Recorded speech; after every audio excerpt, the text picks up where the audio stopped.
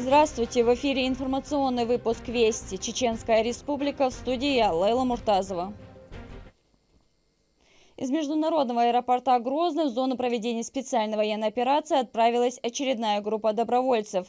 Они прибыли со всех уголков России, чтобы встать на защиту Родины. Все прошли военную подготовку на базе Российского университета спецназа имени Владимира Путина в Гудермесе и получили необходимые навыки в огневой и тактической подготовке. Среди них есть как новобранцы, так и те, кто не в первый раз направляется на передовую, желая выполнить гражданский долг и искоренить неонацизм.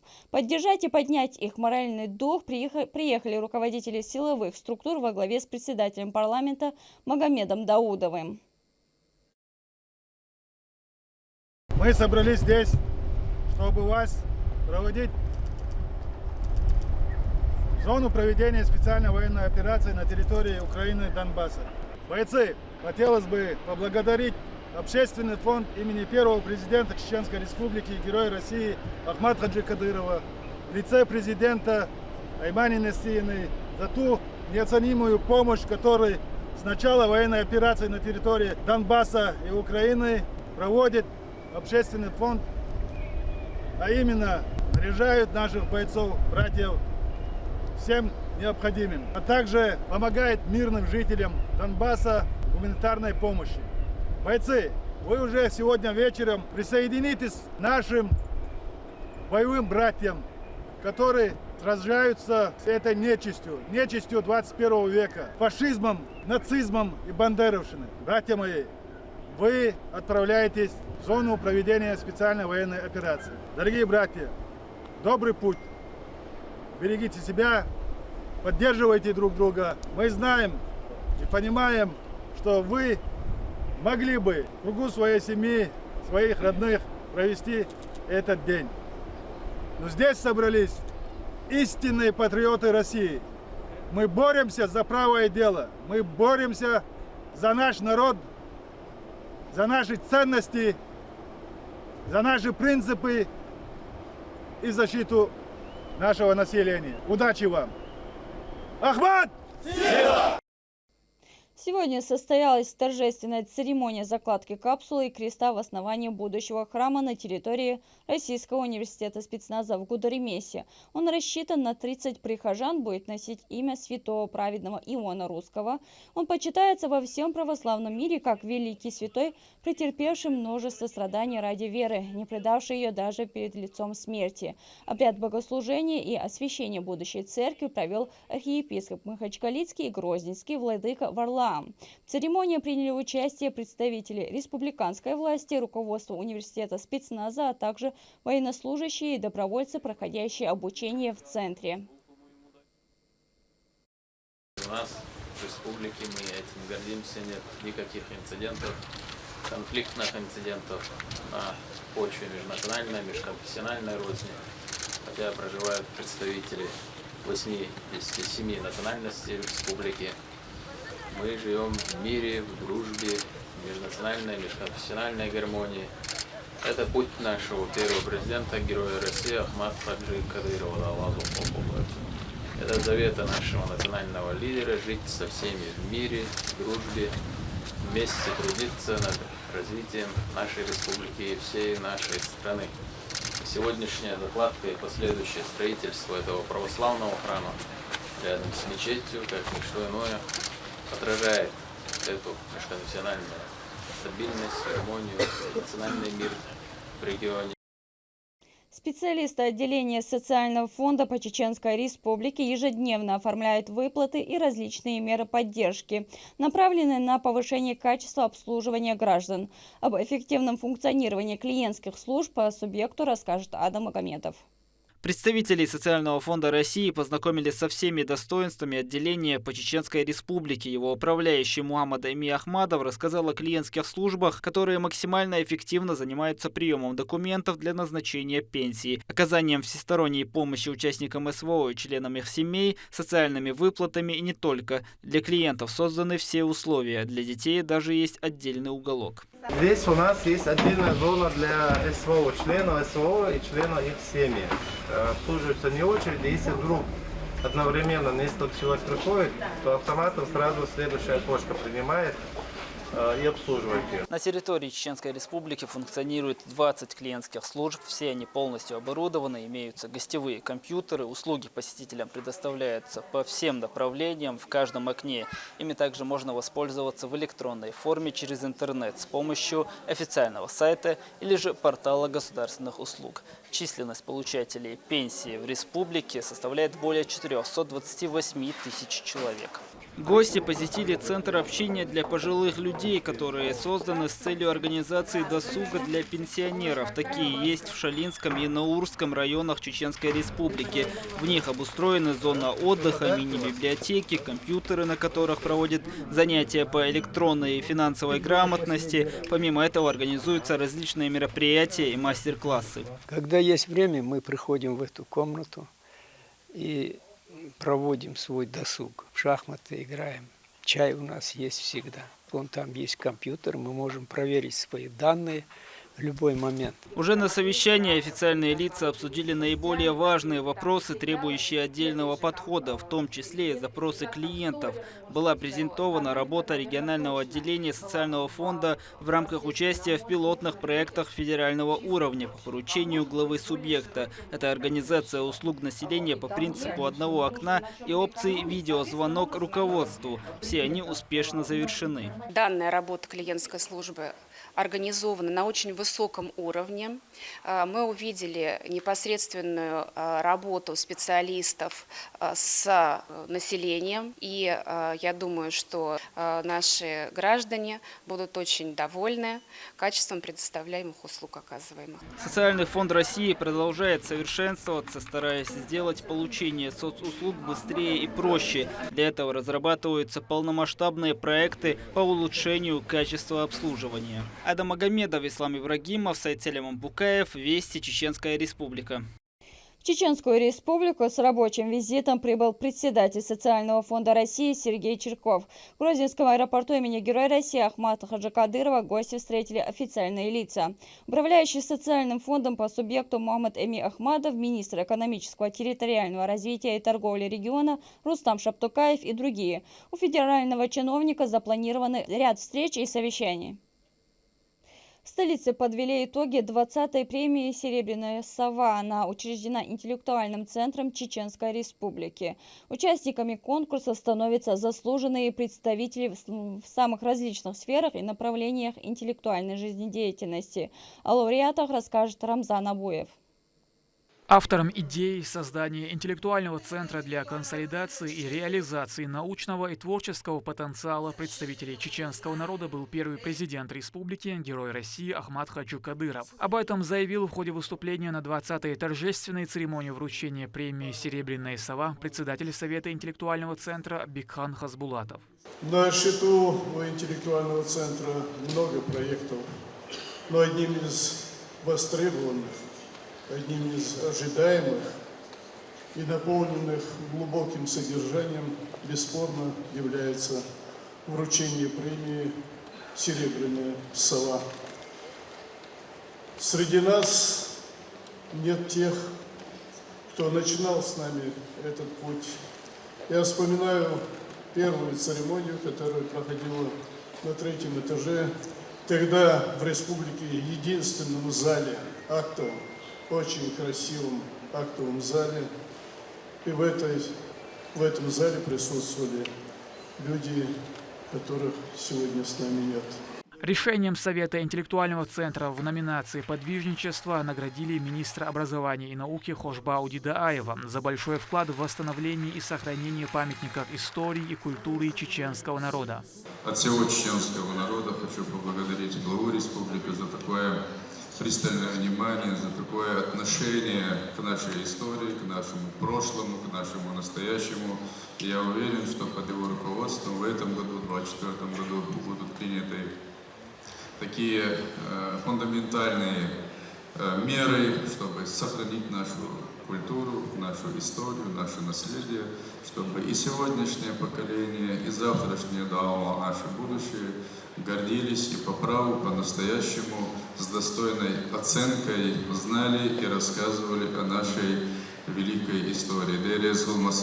В номинации «За высокий профессионализм» отметили журналиста ЧГТРК «Грозный» Зелима Багаева. Диплом лауреата и статуэтку передали заместитель министра по национальной политике, внешним связям, печати информации Саид Магомед Баширов и директор телерадиокомпании «Войнах» Рузана Веселаева. Программу «Вечерний чай» Зелимхана Багаева я всегда смотрю с большим удовольствием, а совсем недавно мне даже посчастливилось принять в ней участие. Профессионализм, эрудицию, интеллект Зелимхана отмечают все, в том числе и известные телеведущие нашей страны. Мне бы хотелось особое внимание уделить его человеческим качествам, его воспитанности, его тактичности. И поэтому я считаю, что эта награда очень заслуженная. Спасибо уважаемому жюри за такое решение. Зелимхан гадал,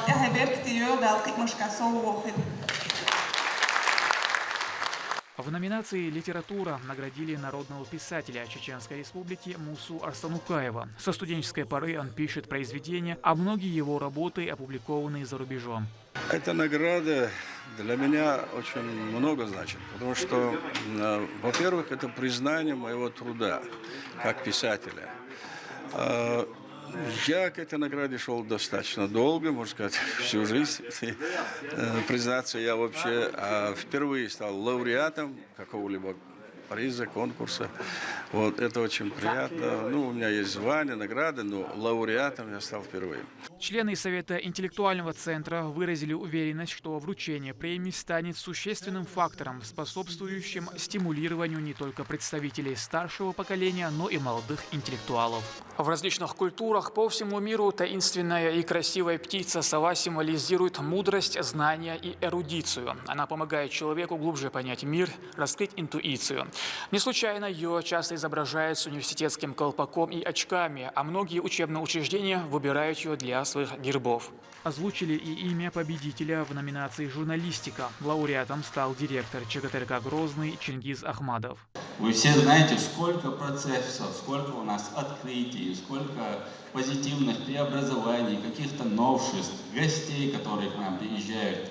И эти люди, и телеканал «Грозный», и, конечно же, «Война», «Путь», «Вести Республики», «Даймуах», боюсь кого-то не назвать, «Чечня сегодня», «Грозный», «Информ», все эти СМИ, они днем и ночью, уверяю вас, трудятся, чтобы вся та работа, которую делаете, в том числе и вы, она была полностью доведена до слушателей, до телезрителей. Они отлично с этим справляются. Я не перестаю удивляться патриотизму этих людей. Премия собрала представителей республиканской власти, ученых, деятелей культуры. В этом году 15 лауреатов в 13 номинациях. Это наука, духовные корни, образование, искусство, здравоохранение. Не обошлось и без музыкального совпровождения в исполнении известных чеченских артистов. Завершилось мероприятие вручением цветов представительницам прекрасной половины человечества. Рамзан Абуев, Хусейн Мурдаханов, Руслан Магомадов. Вести. Чеченская Республика.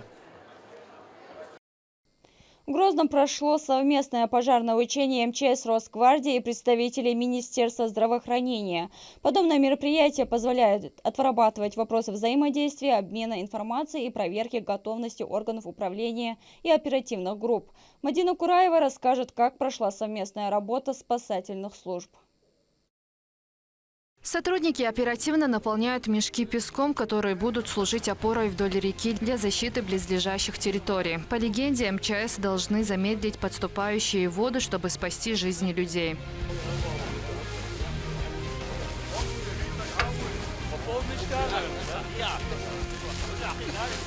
Спасатели действуют оперативно и сообразно ситуации. Одновременно они эвакуируют людей, которые живут по ту сторону берега. Здесь же скорая помощь и Центр медицины катастроф проводят необходимые процедуры. У тех служб, которые занимаются вопросом эвакуации, оказания помощи, это настолько все отточено, это мастерство, ежегодное учение и реальная жизнь. Мы неоднократно принимали участие в реальной жизни, когда происходило потопление прибрежных зон. Все службы очень тесно взаимодействуют. Следующий этап – работа поискового отряда. Сценарий предполагает, что пострадавшего нужно переправить через реку с использованием специализированных средств. Задача требует не только профессионализма, но и координации действий. Последние 2-3 года в соответствии с информацией Росгидромета в целом на территории республики касаемо горных рек. Паводков у нас не ожидается, потому как снеготаяние в этом году, в прошлом и позапрошлом, надеемся, что и в будущем не превышает норм. И в соответствии с тем, что погодные условия в нашей республике благоприятные, стараемся обойтись без этих рисков и без этих чрезвычайных ситуаций. Следующая картина. Пламя вспыхнуло в лесу, угрожая близлежащим населенным пунктам. Быстро реагируя на вызов, силы МЧС выходят на место с полной готовности и останавливают огневую угрозу. Через слаженные действия, использование современных методов тушения, координацию усилий пожарные справляются с возгоранием. В двухдневном командно-штабном учении по подготовке к сезонным рискам приняли участие более 200 человек. Задействовали 42 техники, в том числе МВД по Чеченской Республике, Росгвардия, Минздрав и другие ведомства. Такие учения не только обучают спасателей эффективному реагированию на чрезвычайные ситуации, но и напоминают всем о важности бережного отношения к природе и необходимости готовности к действиям в экстремальных обстоятельствах. Мадина Кураева, Рахман Хаджиев, Вести, Чеченская Республика. Наш следующий сюжет о женщине, которая пробуждает любовь к искусству через клавиши и мелодию. Галина Азиева обучает играть на пианино юных и взрослых любителей этого инструмента. Как усваиваются необходимые навыки и теоретические знания, узнавала Мадина Кураева.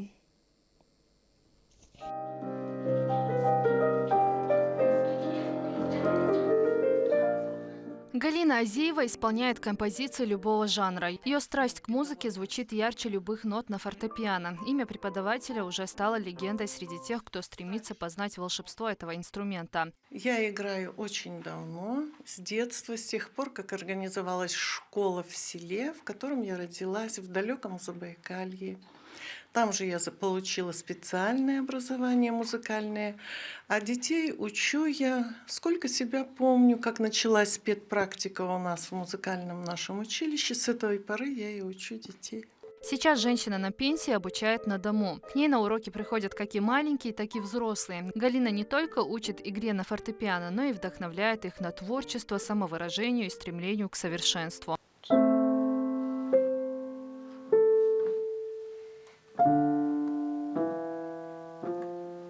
Хутмат всего лишь 5 лет. Несмотря на такой маленький возраст, девочка уже исполняет знаменитые композиции. Я хочу всегда к Галине Павловне идти.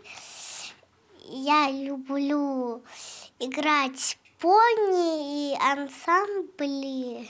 Если я научусь красиво играть, то я дам концерт для всем зрителям. Огромное спасибо Галине Павловне, что так хорошо меня учит играть на пианино. Ее уроки не просто занятия, а настоящее погружение в мир музыки, искусства и эмоций. Сейчас Галина обучает 6 учеников, преподает по эффективной методике Николаева, которую и сама проходила. Также посещает различные мастер-классы. Опыт работы более 40 лет. За свою творческую деятельность женщина получила много наград и благодарственных писем. Также она стала заслуженным работником культуры Чеченской Республики. Она внушает своим ученицам веру в себя и уважение к творчеству. Ее воспитанницы осваивают ноты и аккорды, учатся дисциплине, слышать мир в других тонах. Галина Павловна живет у нас в селе уже давно, занимается музыкой. И вот увидела, как играет Амина. Решили попробовать. Другие понравится, если есть слух, что мы ее, для себя, для развития. Хутмату очень понравилось с первого раза. Мы сюда ходим уже пару месяцев. Результаты очень хорошие, как вы заметили. Галина Азиева стала символом не только музыкального образования, но и воспитания через искусство. Ее усердие, преданность и любовь к своему труду преображают жизни других, наполняя их сердца мелодиями. Мадина Кураева, Сайдамин Мусаев, Магомед Бараханов, Вести, Чеченская Республика. С сегодняшнего дня юные жители Чеченской Республики смогут слушать детское радио. Это первая и единственная в России станция, вещающая исключительно для детей. В Грозном запустили радиопередатчик. Вещание будет идти на волне 99,0 FM круглосуточно. Подробнее расскажет Турпал Алита Исумов. Радио – одна из самых доступных платформ средств массовой информации. Юной аудитории тоже интересно слушать передачи специально для себя. Именно для них отныне станет доступно детское радио. Первая, современная и единственная в стране платформа, нацеленная исключительно для подрастающей аудитории. С этого момента она стала вещать и в Чеченской Республике. Первый музыкальный привет – это от детского хора «Великан». На текущий год радиостанция насчитывала в региональной сети 36 передатчиков. Теперь и в нашем субъекте. Это позволяет охватить 18 тысяч населенных пунктов, а общая аудитория по стране составляет 53 миллиона человек. Программа реализована при поддержке правительства Российской Федерации. Большое внимание развитию подрастающего поколения оказывает наш глава республики, Герой России Рамзан Ахматович Кадыров. При его поддержке и при поддержке Министерства национальной политики, внешним связям, печати и информации, филиал РТРС, радио-телевизионный передающий центр Чеченской Республики, совместно с ГПМ радио провел определенную огромную работу для создания радиовещания детского радио на территории Чеченской Республики. Утренний блок предназначен для вещания, обеспечения программами детей дошкольного возраста. Дневной блок – это для детей старше 7 лет. Вечерний блок для родителей и детей старше 9 лет. А ночное время – это музыка для сна. Ровно в полдень передатчик принял первый сигнал, начав радиотрансляцию на весь регион. Эфирное вещание будет круглосуточным, с качественным звуком. Главное, чтобы приемники были настроены на правильную частоту. Вот и зазвучали первые мелодии на частоте 99,0 FM. Детское радио будет транслировать в Чеченской Республике с охватом 800 тысяч радиослушателей. Первая из республик Северо-Кавказского федерального округа. Турпал Алита Исумов и Аслан Ахматов. Вести. Чеченская Республика.